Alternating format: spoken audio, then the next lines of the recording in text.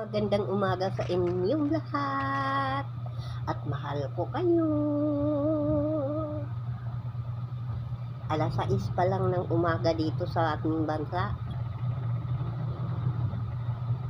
at nagpupuri ako at nagpapasalamat sa Diyos na ito'y malakas pa rin at sobra-sobra ang pagmamahal ng Diyos sa atin, sa ating lahat, kung tayo may hininga sa umaga. At nagiinom pala ako ng mainit na kape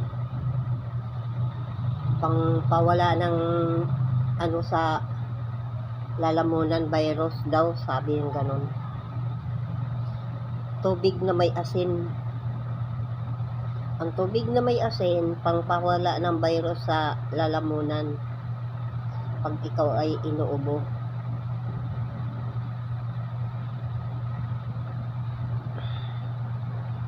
Maraming nangyayari sa atin ngayon, araw-araw.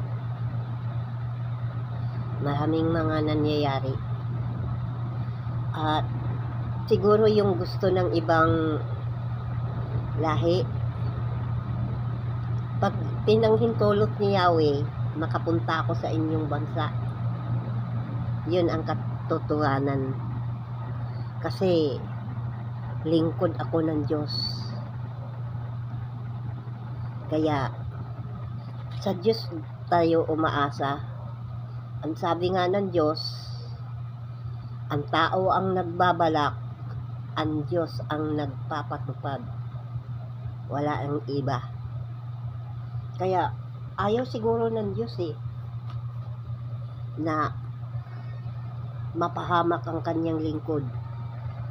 Kasi bakit ayaw niya panghintulutan napupunta ako dyan. At nag-reveal sa akin maraming iba vlog dito. Maraming magagawa dito sa Pilipinas. Maraming magagawa ang mga vlogger na mga tulad namin. Hindi lang sa politika. Ako kasi hindi ako nakisangkot sa politika Ang gusto ko lang naman ipakita ang kalikasan, ang ganda ng mundo. Yun ang gusto ko. Kaya sa simula pa lang ginagawa ko na yon. Kaya pupunta ako dati sa mga mall, sa mga Ang ganda kaya dito sa Metro Maynila, marami kang pwede i-vlog. At saka yung mga vlogger dati na napunta sa ibang bansa, saan na sila ngayon? At bakit iba ang mga binablog nila? Yung mga gumagawa ng music, pwede kang gagawa dito ng music dito sa Pilipinas. Hindi lang sa ibang bansa. Ang daming pwedeng gawin dito. At yun ang hindi nakikita ng iba. Anong ginagawa ninyong mga vlogger dyan sa ibang bansa? Mga kasambahay? Mga katulong? Yung mga nagbabiral dati? Halos di ko na sila makita ngayon Samantala, dito pwede kang magpapatuloy araw-araw kung anong maganda sa content.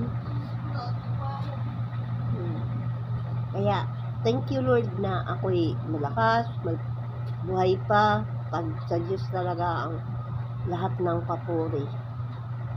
Kasi, araw-araw tayo nagpapuri sa Diyos, nagbibigay ng kasi siya ang galing ating hininga, pananaw, lakas, sa Kanya lahat galing yun. Hindi galing sa tao. Pasalamat ka sa Diyos na buhay ka pa, may hininga ka pa sa bawat gising mo. Kaya yung buhay nyo, huwag ninyong sayangin sa anumang bagay na walang kabuluhan. Ilalaan ninyo yan para sa Diyos. Ang Diyos na si Jesus, ang kanyang bugtong na anak. Ang Diyos na si Yahweh, ang Diyos Ama. Tandaan natin, may 3 persona. kailangan magsama sa isang katauhan. Ang Diyos na Ama, Anak at ang Espiritu Santo. Hindi yan masasabi nila na bakit maraming Diyos. Hindi. Kasi iisa lang yon, ang Diyos ay ang Espiritu. Ang Diyos na Ama ay isang Espiritu at ang Diyos na Anak isang Espiritu. Ang sabi nga ng Diyos, ang nakakita sa Ama ay nakakita na rin sa akin. Kaya sila lang ay iisa. Lalo na ang Espiritu na hindi mo nakikita. Kaya ang mga kalikasan, mayroon mga espiritu yan na hindi natin nakikita. Pero kung malakas ang iyong himinilasyon, malakas ang iyong pandinig, at nabuksan ang iyong third eye, makikita mo yun. At hindi sa lahat ng tao ay nakakita ng ganun. Kasi ako, nakikita ko yung sila. Lalo na ang haring kalikasan. Pag may mga sakuna, nakikita ko yung mga bagay.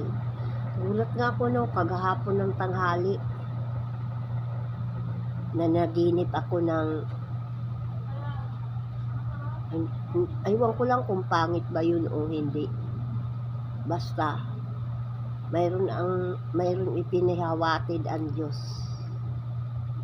Kaya, thank you sa aking mga friends na walang pagsawa. Parang nakikita ko na ngayon lang nakikita ko, hindi tulad ng dati. Dati kasi kahit wala pa rin. Pero ngayon nakikita ko na. Kaya nagpapasalamat ako sa inyong suporta. Thank you for sight out sa inyong lahat. Sight out sa inyong lahat at God bless.